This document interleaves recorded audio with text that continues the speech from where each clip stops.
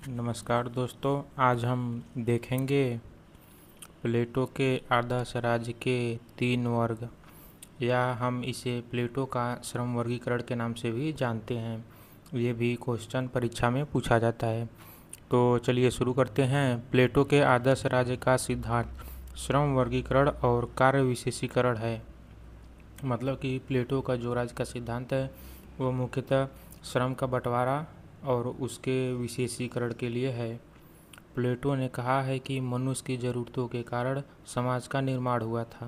मनुष्य अपनी ज़रूरत को पूरा करने हेतु आपसी सहयोग से आर्थिक संघ को बनाता है। मानव समाज में कुछ लोग खेती करते हैं, कुछ लोग कपड़े बनाते हैं तथा कुछ घरों का निर्माण करते हैं और कुछ मूर्तिकार तथा मजदूर बन जाते हैं। मनुष्यों की ज़रूरतें बढ़ने के साथ उन्हें पूरा करने की वस्तुएं भी बढ़ जाती हैं।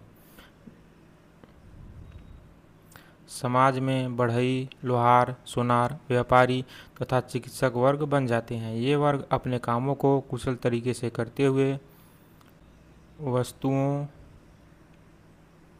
का उत्पादन करते रहते हैं। एक ही कार्य को बार बार करते रहने से मनुष्य उस कार्य का विशेषज्ञ हो जाता है तथा इस प्रकार उसके कार्य का श्रम विभाजन हो जाता है।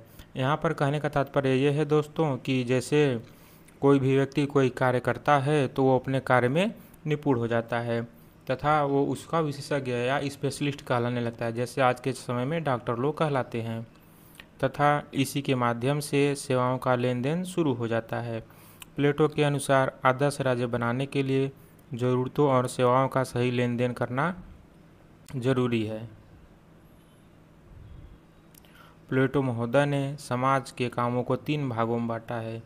तो चलिए देखते हैं। जो पहला वर्ग है शासक वर्ग। प्रशासन के कामों को सही ढंग से चलाना शासक वर्ग का काम है तथा एक ऐसी व्यवस्था की शुरुआत करना है जिसमें सभी वर्ग के लोग अपने कर्तव्य का सही तरीके से पालन करें। और दूसरा है सेना वर्ग। सेना वर्ग साहस का प्रतीक है। इस वर्ग का मुख्य कार्य मुसीबत के समय अपने राज्य की सुरक्षा करना है, जैसे आज के समय में हम लोगों की आर्मी और पुलिस है। तीसरा है श्रमिक वर्ग।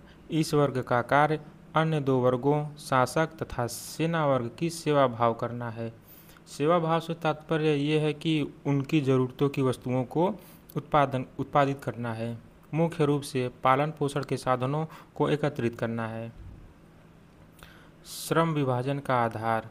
प्लेटो के श्रम विभाजन के तथ्यों को ऐसे समझ सकते हैं कि सभी वस्तुओं का आसानी से अत्यधिक उत्पादन उस समय होता है जब सभी व्यक्ति अपना अपना कार्य करते हैं।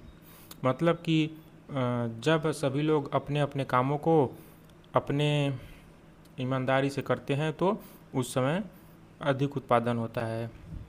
प्रोफेसर भंडारी महोदय ने कहा है कि प्लेटो के श्रम का विभाजन सिद्धांत मनुष्य की ज़रूरतों पर आश्रित है। मतलब कि जो श्रम विभाजन का सिद्धांत है वो मनुष्य की ज़रूरतों पर निर्भर करता है। धन्यवाद दोस्तों। ऐसे ही वीडियो और देखने के लिए मेरे चैनल को सब्सक्राइब करना मत भूलिएगा। यदि आप बीए, एमए और यूजीसी नेट की पढ़ाई राजनीति विज्ञान विषय से कर रहे हैं तो मेरे चैनल को सब्सक्राइब कर दीजिएगा दोस्तों। वीडियो पसंद आया हो तो लाइक भी कर दीजिएगा। धन्यवाद।